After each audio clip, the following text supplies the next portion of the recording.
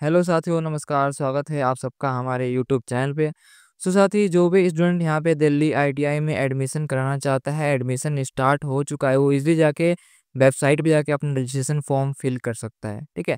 यहाँ पे बहुत से स्टूडेंट का डाउट रहता है, अगर हमारे पास ये सर्टिफिकेट नहीं है, अगर हमारे पास ओबीसी सर्टिफिकेट नहीं है या एनसीएल सर्टिफिकेट नहीं है, तो हम फॉर्म नहीं फिल कर पाएंगे। या अभी हमने यहाँ पे क्लास 10th यहाँ पे बोर्ड एग्ज़ाम दिया है या पास किया है, पर अभी तक हमारा सर्टिफिकेट प्रिंट होकर नहीं आया है, तो हम एडमिशन कैसे लेंगे? ठीक है, उसकी जगह हम क्या फिल करेंगे? ठीक है, तो आज की इस वीडियो में बताने वाला हूँ। ठीक है, तो उस कंडीशन में आपको यहाँ पे कौन सा फॉर्म फिल करना है। ठीक है, तो यहाँ पे देख सकते हैं, ये है एनेक्स्योर यहाँ पे XVI। ठीक है, ये एनेक्स्योर 16 नंबर का एक फॉर्म है, जिसे तब इस यहाँ पे अपलोड करना होता है और फिल करना होता है जब आपके पास कोई पर्टिकुलर डॉक्यूमेंट नहीं है। ठीक है, आप केवल रजिस्ट्रेशन के पर्पज से आप क्या कर रहे हैं, रजिस्ट्रेशन को कंप्लीट करने के लिए आप इस फॉर्म को फिल करेंगे। ठीक है, फिर जब आपका यहाँ पे आपका फिजिकल डॉक्यूमेंट वेरिफिकेशन होगा, फिजिकल डॉक्यूमेंट रिपोर्टिंग होगा आपका आईटीआई में, जब आपका एडमिशन आपका सीट अलॉट हो जाएगा।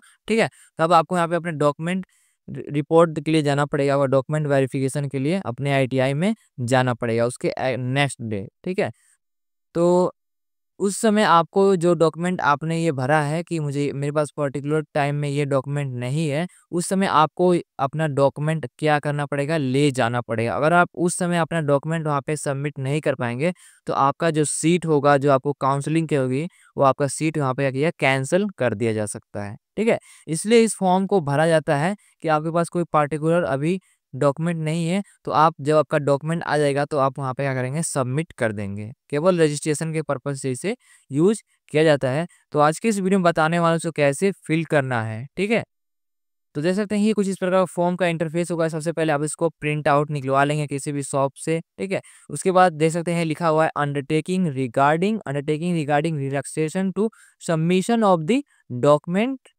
Candidate parents guardian. ठीक है, तो यहाँ पे क्या क्या है, आपको एक रिलैक्सेशन यहाँ पे दिया जाएगा डॉक्यूमेंट सबमिट करने में। ठीक है, तो यहाँ पे सबसे पहले देख सकते हैं, यहाँ पे लिखा हुआ है यहाँ पे नेम ऑफ द कैंडिडेट। ठीक है, तो सिंपली आपको यहाँ पे अपना नाम लिखना है इस जगह। ठीक है, उसके बाद दिया है रजिस्ट्रेशन नंबर।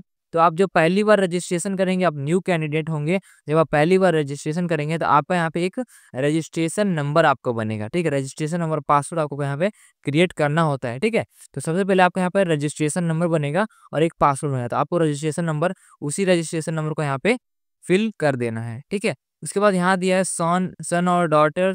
ठीक है, तो आपको यहाँ अपने फादर या मदर का यहाँ पे नाम लिख देना है। ठीक है, अगर आप उनके सन, अगर लड़की हैं या लड़के हैं तो इसके अकॉर्डिंग यहाँ पे आपको चून करना है। अगर लड़के हैं तो मिस्टर और लड़की हैं तो मिसेस। ठीक है, इसके बाद यहाँ नीचे गया है मोबाइल नंबर। आपको अपने यहाँ पे रजिस्टर्ड मोबाइल नंबर फिल करना है, जो भी आपने रजिस्ट्रेशन करते समय आपने फिल किया था, उसी मोबाइल नंबर को यहाँ पे आपको फिल करना है।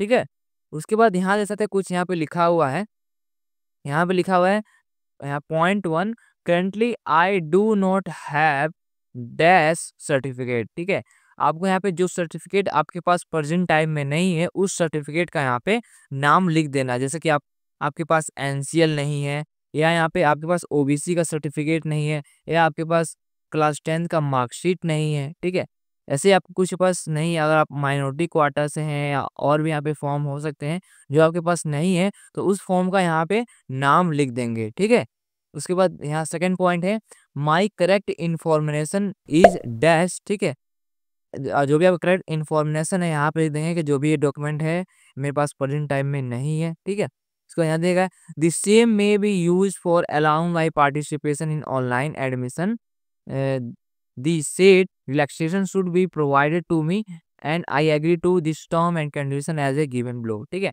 यहाँ पे कह रहा है कि जो भी आपने यहाँ पे ये फॉर्म फिल कर रहे हैं, आप केवल यहाँ पे रजिस्ट्रेशन के पर्पज से ही यहाँ पे इस फॉर्म को फिल कर रहे हैं, और यहाँ पे दिया जा रहा है जो भी आपकी टर्म या कंडीशन यहाँ पे नीचे दिया गया है। ठीक है, तो यहाँ पे उसको मैं मानता हूँ। ठीक है, उसके बाद नीचे यहाँ दे सकते हैं क्या दिया है, I agree that I will produce the original certificate at the time of admission, otherwise my allotted seat will be cancelled and fee paid forget. I would also get outside of admission process if information provided be found be untrue forget and fix is any particular found incorrect at the any stage of admission processes, then it might add my own responsibilities.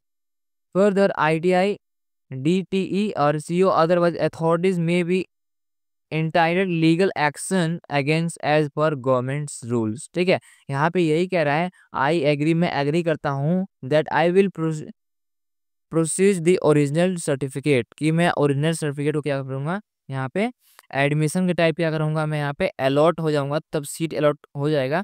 ठीक है, तब यहाँ पे आप यहाँ पे जो भी सर्टिफिकेट है उसे प्रोवाइड कर दूंगा, ओरिजिनल सर्टिफिकेट। ठीक है, तो यहाँ पे दिया है, अगर आप यहाँ पे अलॉटेड ITI के बाद अगर आपका सीट आपका कैंसिल नहीं हो पाएगा, सीट आपका यहाँ कंफर्म हो गया है, तो अगर आपने फॉर्म यहाँ पे जो सर्टिफिकेट है वो नहीं दिया, तो आपका यहाँ पे सीट कैंसिल हो जाएगा।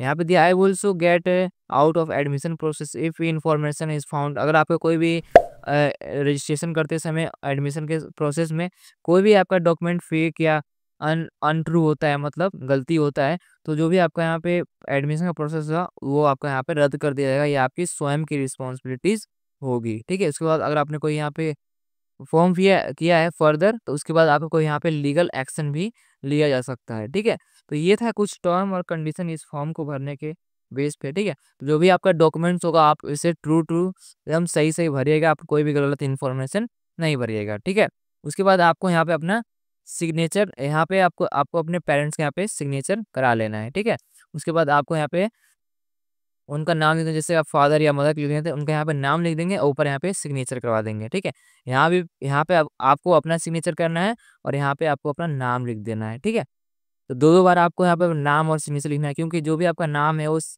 यहाँ पे मैच करेंगे कि आपने क्या लिखा है। ठीक है, यहाँ पे जैसे नीचे लिखा हुआ है, note if undertaking is for category certificate then category of candidate should be as per following tables. ठीक है, अगर आप अदर स्टेट के हैं या दिल्ली से अगर आपके पास कोई सर्टिफिकेट, इनमें से कोई सर्टिफिकेट नहीं है, तो यहाँ पे क्या कर सकते हैं, इजिली यहाँ पे चेक कर सकते हैं आप। ठीक है, जैसे यहाँ पे दिया है, अगर आप SC से हैं तो यहाँ पे चेक कर देंगे, दिल्ली से हैं, ST से है या OBC से हैं, या अदर स्टेट से ST SC से हैं या OBC से है, तो उस पर आप क्लिक कर देंगे जो भी आपको सर्टिफिकेट नहीं होगा। ठीक है, तो ये था कुछ जानकारी को आपको फॉर्म को कैसे फिल करना है। आई होप आपको समझ में आ गया होगा इस फॉर्म को क्यों फिल करते हैं और इसको कैसे फिल करना है।